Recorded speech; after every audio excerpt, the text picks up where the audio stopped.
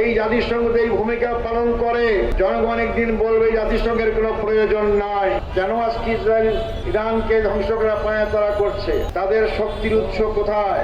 কোথা থেকে তারা মদত পায়? কে তাদেরকে শক্তি যোগায়? সারা বিশ্বের মানুষ জানে।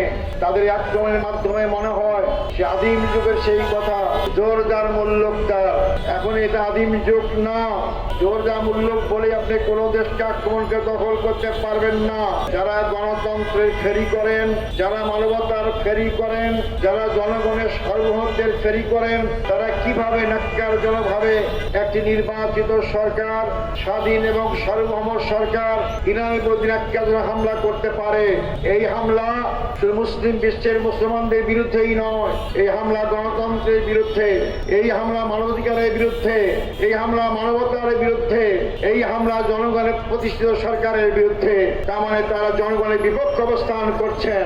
এই বড় বড় শক্তিগুলো অতীতে জোরদার মূল্যক খাটিয়ে অনেক দেশ দখল করেছেন, অনেকে পাতগালি করে নিজের দেশ আশ্রয় পাচ্ছেন না। তাই আমরা স্পষ্ট বলতে চাই, ইরানের প্রতি হামলা মুসলিম বিশ্বের প্রতি শুধু নয়, শুধু মধ্যপ্রাচ্যের প্রতি নয়, এই হামলা গণতন্ত্রের প্রতি, শান্তিকামী মানুষের বিরুদ্ধে এই হামলা। অতএব শান্তিকামী মানুষ, গণতন্ত্রে বিশ্বাসী জনগণকে যারা ভালোবাসে, কোন শক্তি হামলা নিন্দা না করে পারে না। জামায়াত ইসলামীর পক্ষ থেকে আমরা তার তীব্র নিন্দা এবং ক্ষোভ প্রকাশ করি এবং তার বিরুদ্ধে সারা বিশ্বকে এগিয়ে আসার জন্য উদাত্ত আহ্বান জানাচ্ছি। আমি প্রথমেই শহীদ আলী খামেনি যে শাহাদাত বরণ করেছেন, তাদের আত্মার মাগফিরাত কামনা করি।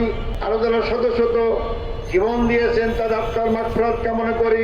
আল্লাহর কাছে দোয়া করি তারা জান্নাতুল উচ্চতম মর্যাদা লাভ করতে পারেন। সংগ্রামী ভাই বন্ধুগণ, আজকে বিশ্ব তাকিয়ে দেখছে। জাতিসংঘ গঠন করা হয়েছে কি জন্য? শান্তি প্রতিষ্ঠার জন্য।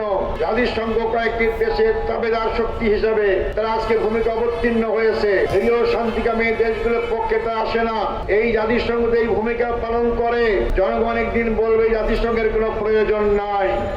আমরা জাতিসংঘকে তার যথার্থ ভূমিকা পালন করা উদাত্ত আহ্বান জানাবো। মুসলিম বিশ্বের দ্বারা গঠিত ওআইসি তারা যথার্থ ভূমিকা পালন করতে পারছে না। আমরা তাদেরকে আহ্বান জানাবো, আপনারা ওআইসি মুসলিম বিশ্বের মোড়ল হিসাবে, দায়িত্বপ্রাপ্ত হিসাবে আপনারা যথার্থ দায়িত্ব পালন করেন, নাহলে জনগণ আপনাদেরকে প্রত্যাখ্যান করবে। আজকে মধ্যপ্রাচ্যে অস্থির করা হয়েছে। এই অস্থিরতা যদি দীর্ঘদিন চলে, মধ্যপ্রাচ্যের লোকরাই ক্ষতিগ্রস্ত হবে না, আমাদের এই বাংলাদেশ সহ অনেক দেশ ক্ষতিগ্রস্ত হবে। জিনিসপত্রের দাম বেড়ে যাবে, তেলের দাম বেড়ে যাবে, জনগণের জীবনযাপন করা অত্যন্ত কঠিন হয়ে যাবে। অতএব জনগণের স্বার্থে, বিশ্বের শান্তির স্বার্থে আমরা অবিলম্বে যুদ্ধ বন্ধ করার জন্য উদাত্ত আহ্বান জানাচ্ছি।